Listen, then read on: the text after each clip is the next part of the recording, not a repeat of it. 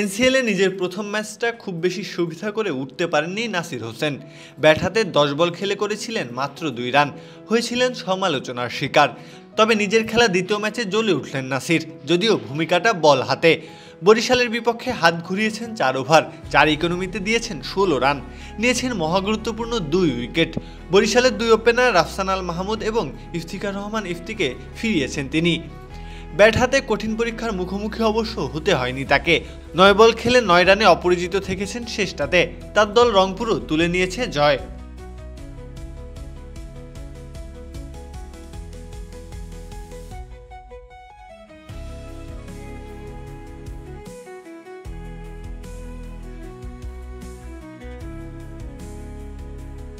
Chocolate, কমলা আর লেবুর creamy স্বাদের এক অনন্য অভিজ্ঞতা।